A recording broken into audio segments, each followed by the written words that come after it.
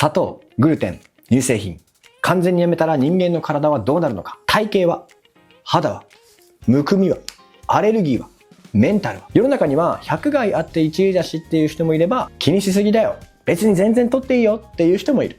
実際どうなのでしょうか。正直ね、情報だけ見ているとどっちかわからなくなる。だから今回は自分の体を使って実験してきました。僕は2025年の11月の中盤ぐらいから砂糖、グルテン、乳製品っていうのをやめて、で2026年が始まってから乳製品は解禁して砂糖とグルテンを取らない生活を今日ここまで続けております。なんで乳製品解禁したとかはこの動画の途中で話していくんですが、この砂糖、グルテン、乳製品っていうのをやめたら人間の体はどうなるのかっていうことをこの動画ではね、紹介していこうと思います。まずなんでこの挑戦をしようと思ったかというと、もうそれはね、ただの好奇心です。人間ってさ、生まれてからずっと砂糖とか小麦とか乳製品っていうのを取る生活をしてるでしょ。でも世の中の情報を見てみると、そういう砂糖とか小麦とか乳製品っていうのが良くないっていう意見もあれば、全然取っていいよっていう意見もある。シンプルに好奇心としてゼロにしたらどうなるんだろうっていうのが疑問になったっていうのが始まりです。あとは情報の発信にリアルさを求めたかったっていうところ。この砂糖、グルテン、乳製品の論争はね、本当にたくさんの意見があるんですよ。日本人は特にセリアック病の人が少ないから、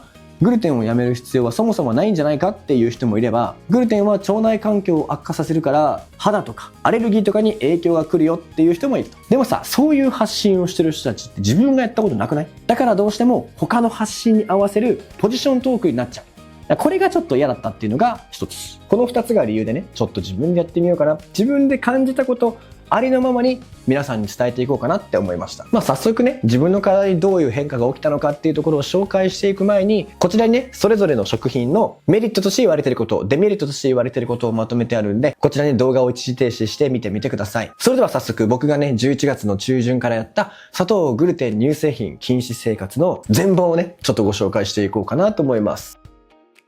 はい。まずは1日目でございます。ここの1日目から3日目っていうのが一番辛かったですね。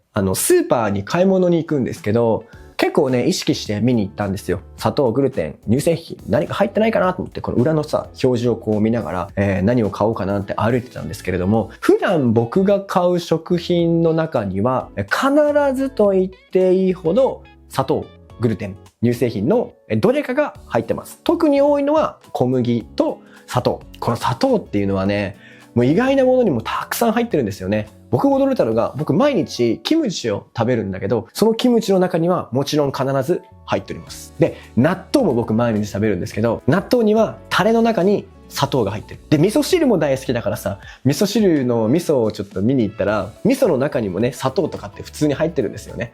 これまず驚きましたね。びっくりした。今までってこんなに砂糖に囲まれた生活をしていたのかっていうことをね、思いました。砂糖っていうのは、こう、保存期間を延ばすためにとか、そういうものでもこう、どんどん使われるものなので、基本的には入ってると思ってください。朝ごはんとか1日目の1食目にね、納豆と味噌汁とキムチ。はい。もうこれはね、欠かさず食べたい人だったんですよ。もうこの時点で、食べれないじゃん。何食べたらいいの？っていう風になって、絶望しておりました。ここがね、一番最初にびっくりしたところかな。本当に食べるもんねって。で、一番この企画の辛さを感じたのが、Day3。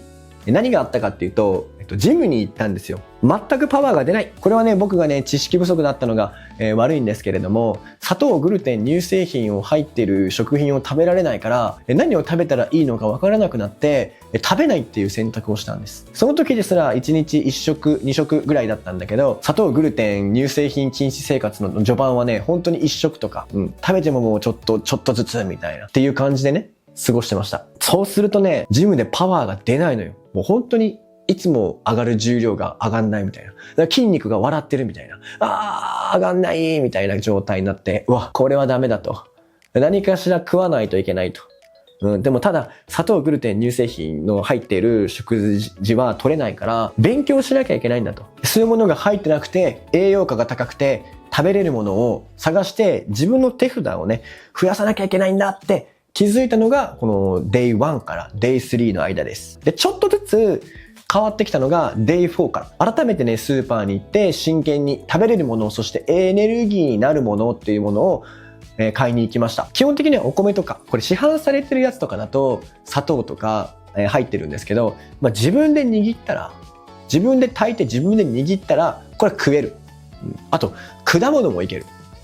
果糖はいけるんで。ということはエネルギーになりやすいバナナとかめっちゃいいよねって思って、果物とかをね、積極的に買うようにしました。僕それまでね、果物ってあんまり買わなかったんだよね。足が速いし、食べるのがめんどくさいと。甘いものが食べたいんだったら、なんかちょっとビスケットとか、そういうものを食べたらいいじゃん。皮剥くのめんどくさいし、すぐ腐るし、ちょっとだるいわみたいな感じで今までフルーツとか食べてなかったんだけど、この時から初めてね、フルーツをよく食べれるようになりました。で、改めて今考えると、あ、そういうことなんだと。やっぱね、砂糖とかグルテンとか乳製品っていうのは、加工の段階で入ることが多い。だからね、加工されていくごとに保存期間は長くなっていくし、食べるのが簡単になるんですよ。もうそのまま封を開けて食べるだけだから。その分、油とかが入って、しっかりとカロリーが高くなっていくみたいな。だけど、フルーツとかだったら自分で剥いて、時間はかかるけれども、もう純粋な果糖とかビタミンとか、純粋な甘さ、果物、フルーツみたいな感じで体に取り入れることができる。だからめんどくさくなればなるほど、やっぱ食べるもののカロリーは上がるんだなっていうのに気づいたのがこの頃。あとはね、僕もともと麺類がめちゃくちゃ好きで、もうラーメンとかめっちゃ好きだったんだけど、やっぱりね、この生活をして1週間ぐらい経ってくるとね、麺類とか食べたくなるのよ。で、どうしよう。すすりたい。ずるずるずるってあれをすすりたいってなった時に役に立ったのが10割そば。10割そばは基本的に小麦を入れてないので、10割そばは食べれるじゃんと思って。でも天つゆに砂糖入ってんじゃん。じゃあ漬けだれも自分で作ろうみたいな。この頃からなんかね、自分でうまく作るみたいなことがすごくできるようになった。そしてね、この砂糖、グルテン、乳製品禁止生活で一番きつかったのは外食。だからやっぱりね、僕って結構会食みたいなのが多いんですよ。誰かとご飯食べに行ったりっていうのが結構多くて。で、その度にね、一緒に食べに行く人に、いや、砂糖とかグルテンとか乳製品は食べれないんで、それがないお店でお願いしますみたいな。お店選びもめちゃくちゃ時間かかるし、お店に行ってもね、これ食べれないなとか、これなら食べれるかなみたいな。で、店員さんにこれ入ってますかみたいなのを聞いちゃうみたいな。だから、初めての店とかに行けなかったです。はい。知り合いのお店とか、この企画のことを知っているお店に行くとか、そういうことをね、してました。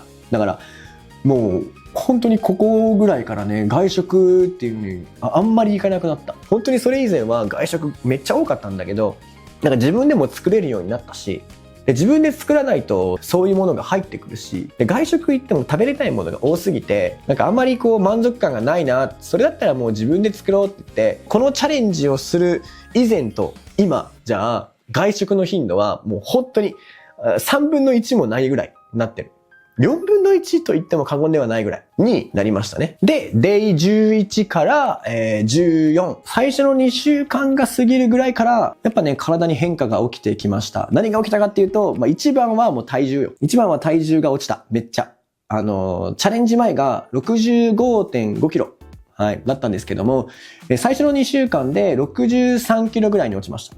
63キロぐらいになった。これはね、もうね、なんかグルテンとか砂糖とかやめたからとかじゃなくて、やっぱね、グルテン、砂糖ってカロリーの高いものが多いのよ。グルテンをやめたらラーメンやめなきゃいけないし、パスタとか麺類やめなきゃいけない。うどんとかもそう。で、砂糖をやめたら、そもそも甘いものを食べなくなった。お菓子も食べない。ってことになってくると、やっぱりね、相対的にカロリーの摂取って落ちてくるの。なんかこれは砂糖、グルテンとかをやめたっていうよりは、そういうものが入ってる食品を食べなくなったっていうことが、一番の要因でですね、2週間で 2.5 キロぐらい落ちましたね。で、体のむくみも取れたのも覚えてる。あと一番感じたのが、僕ね、一年中ね、花粉症なんですよ。僕、毎日生配信をしてるから、1年前、僕の毎日の生配信を、ぜひ見てほしいし、見てくれてる方ならわかると思うんだけど、もう本当に毎日、くしゃみとか、鼻のすすりとか、目赤かったりとかしてたのね。で、それがね、なくなることはないんだけど、この14日目ぐらいで、今までの花粉症のきつさが100だったとしたら、30ぐらいまで落ち着いた。だからそれがね、もう、これはマジでやってよかったなっていう風に思った一つ。もう本当に前に辛かったからさ。チャレンジ前までは強めの薬を飲んでたんだけど、チャレンジしてからそれ以降は、薬をまだ1回も飲んでません。それぐらいね、良くなりました。花粉症あるよ。もちろんあるけれども、ゼロにはならないんだけど、本当に100が30になるぐらいまでには落ち着いた。これ結構びっくりしたね。はい、そして、砂糖、グルテン、乳製品、禁止生活、この14日間が終わりました。はい。チャレンジ的にはもともと、この14日間で終えるつもりだったんです。が、やっぱり自分に得られたもの、アレルギーとか、自分の体調が結構良くなったっていうのを受けてですね、ちょっと続けてみようかなと思って、ただね、一番嫌だったのが、プロテインが飲めなくなること。乳製品飲めないから、プロテインが飲めないんですよ。砂糖不使用とかのプロテインはたくさんあるんだけど、でもやっぱ乳製品だから、プロテインが飲めなかったので、乳製品だけは解禁して、1月から、今まで、砂糖とグルテンのフリー生活を行っています。で、今日で何日目だ？約7ヶ月ぐらいだから200日ぐらいかな。この生活を送っているんですけれども、めちゃくちゃ今は体調いいです。で、体重がチャレンジ前に 65.5 キロ、だったのが今は 60.5 キロに、なりました。だいぶ痩せましたね。はい。もうこれぐらいの違いがあります。結構ね、顔がこけた。で、細くなったとかって言われることが多くなったから、と思いながら。細くなることが目的じゃないしなと思って。でも自分体調いいしこれでいいのかなと思いつつも、ちょっとね、体を、これからは大きくしていきたいなと思ってるんで、砂糖、グルテンフリー生活をしながら、体を大きくするっていうのがこれからの目標です。でね、この生活をこれからもずっと一生僕は続けていこうと思うんですけれども、みんなでおすすめするかって言ったら別にしない。ただ、世の中で言われている、グルテンフリーにした方がいい。グルテンフリーは別に必要ない。砂糖は別にやめなくていい。砂糖はやめた方がいいっていう議論ってたくさんあるじゃん。で、その中身を見てみると、セリアック病とかは日本人には少ないからとか、食べ過ぎなければ問題ないとか、いや、小麦は本当に腸に悪いからとかっていろんな意見があるんだけど、そういうことを言ってる人たち別に自分やってないじゃん。で、これね、僕思うのが、やっぱ自分に合ってるかどうかだと思うんですよ。やっぱりね、パン屋さんがグルテンフリー生活するのは結構しんどいし、お菓子屋さんが砂糖禁止生活するのってもう無理じゃないですか。味見とかもあるし。僕はもともと別にパンとかも好きじゃないし、麺類は大好きだけどね。甘いものを別に食べなくてよかったしっていう生活を送ってたから、スッとこの生活に入れて、こういう結果が出たけども、人によってこの生活ってハードルが違うと思うんですよね。で、僕の生活の中で乳製品っていうもののハードルが結構高かったんで、乳製品っていうのはもう解禁したんですけど、そういう風に自分に合ってると思ったら、やってみればいいのかなと思いますが、一方で、やってみて判断してもいいんじゃないかなとも思ったりする。で、僕がね、この生活をもう200日ぐらい続けて思ったことがあって、世の中で言われているグルテンフリーした方がいいよとか、グルテンフリーはしなくていいっていう意見、表面上の意見ばっかじゃないですか。セリアック病の話が出てきたりとか、小麦アレルギーだとか、乳糖不対症だとか、砂糖はカロリーが高いだの、加工食品だから食欲が増すだの、いろいろあるけれども、そういうことじゃないんだよね。実際にやってみた結果、そういうことじゃなくて、やっぱりね、自分が食べるもの、自分が口にするものっていうものを自分で選ぶ力がついたっていうか、自己規律力が上がったっていうのが、僕これ一番大きいこの生活の、与えられたプレゼントだなって思ってます。多分ね、本当にグルテン、この生活を始める前と、今の僕だとガラッと人が違うと思うんです。自己規律力っていう面で関して言うとね、今までは期間限定だとか、見た目がいいとか、ショート動画で流れてきた食べ物とかを、美味しそうだから食べちゃおうかなみたいな感じで食べさせられてた。だけど自分で選べるようになった。これは食べる、これは食べない。そういう風に自分に制約をつけることっていうのは結構大事なんじゃないかなって思ってる。最近ね、食事制限とかっていう言葉ってネガティブなイメージというか、良くないみたいな風潮あるけれども、僕ね、結構食事制限って大事なことだよねって思ってるんですよ。自分の食事を制限する。制限をかける。律する。そういう風に自己規律力を上げていくために何かをやめてみたりとか、ある一定のルールで管理してみたりだとか、そういうものってね、結構大事だなって思った。やっぱ自己規律力っていうのは大事。自分の生活って自分で変えられるんだと。自分の食生活って自分に変えられるんだと。で、今回僕食生活を変えたけれども、運動とかにも、生きてきてる。やっぱり決めたことをしっかりやるっていう。僕今ね、タロニーチャレンジっていうのをやってて、腹筋、腕立て、スクワット、これを毎日100回、100回ずつ毎日やるっていうのを決めたんだけど、これ毎日できてるんですよ。もう1ヶ月過ぎ2ヶ月に入るぐらいなんですけど、毎日やってんの。で、これって多分ね、砂糖、グルテン、乳製品禁止生活をやってなかったら多分一瞬で諦めたと思う。なんかそこである程度の自己規律力っていうものが自分の中にあったから、できたから、これが続けられてるんだと思う。だから、なんかセリアック病とか、加工食品で食欲云々とか、もうそんなの以前に自分で自分のルールを作ってそれを守ることによって自分の自己規律力が上がっていく。誰かに動かされない。広告に動かされない。企業に動かされない。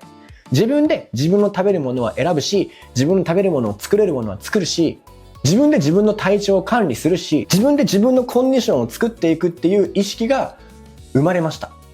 それはね、ものすごく、これなんじゃないかなと思ったわ。やるべき理由は。別にこれが砂糖、グルテン、乳製品禁止じゃなくていいと思うんですよ。何か自分を律するルールを作る。制限する。例えば、毎日お菓子を食べちゃうんだったら、お菓子を1個やめる。もうお菓子だけやめるとか。砂糖とか食べていいけど、お菓子だけやめる。毎日お酒飲んじゃうんだったら、お酒だけやめる。毎日コーヒーに砂糖を入れちゃうんだったら、ブラックコーヒーにするとか、いつも自分が食べさせられてるもの、ダメだなとは分かっていながらも、良くないよなとは分かっていながらも、動かされてるもの、なんか勝手に体が動いちゃうものを律する。それをルールとして守って自己規律を高めていく。これを学べたのが僕はこの挑戦でめちゃくちゃいいなって思った。だからこれからも続けていく。この砂糖とグルテンっていうのはこれからも続けていきます。乳製品は買うまく乳製品も。プロテイン飲みたいから。それも自分の生活に合うようにカスタマイズしていく。で、タロニーチャレンジも続けていく。皆さんもね、ちょっと試してみようかなって思う人もいると思う。で、やった方がいいのかなっていう意見も世の中にはあるじゃん。やらなくていい理由も世の中にたくさんあるじゃん。まず自分でやってみてよ。それらの情報ってめちゃくちゃ僕薄い情報だと思ってるから、本質はここだと思ってる。自己規律力の向上。僕はこれが一番の財産になりました。皆さんも別に砂糖グルテンに限定しなくていいと思う。何かを律する。何かを制限する。何かルールの上で自分の生活を自分で動かす。主導権を自分で握るってことをやってみてください。それがね、砂糖、グルテン、乳製品禁止生活であっても僕はいいと思います。僕は非常にやってよかったです。いや、本当に別人のようにやる前の自分とやった後の自分っていうのは変わってる。だから僕はおすすめだけど、皆さんにやった方がいいとは言わない。でも確実に自分は成長すると思うし、別にそれが砂糖、グルテン、乳製品、禁止生活じゃなくてもいいと思う。何か自分に制限を加えて、ルールの上で自己を律する、主導権を握るってことを意識してやってみるのが一番いいのかなと思います。それにちょうどいいのが砂糖、グルテン、乳製品、禁止生活だったっていうね。だからね、これからも僕は続けていこうと思います。またどこかで1年後とか2年後とか、そういうところでね、報告の動画できたらいいなと思ってます。はい。でもこれからの目標は、この生活で体を大きくするようにするにはどうしたらいいのか、どの量を食べればいいのかとか、たくさん食べなきゃいけないじゃん。体を大きくしたいんだったらたくさん筋トレとかしなきゃいけないんだよ。そこでもしっかりと、こう考えてね、学びながらやっていこうかなと思っております。皆さんもぜひね、やられる方がいらっしゃったら、頑張ってください。僕の配信とかで質問とかくれればね、答えていきますので、よろしくお願いします。ということでまた次回の動画で会いましょう。バイバイ。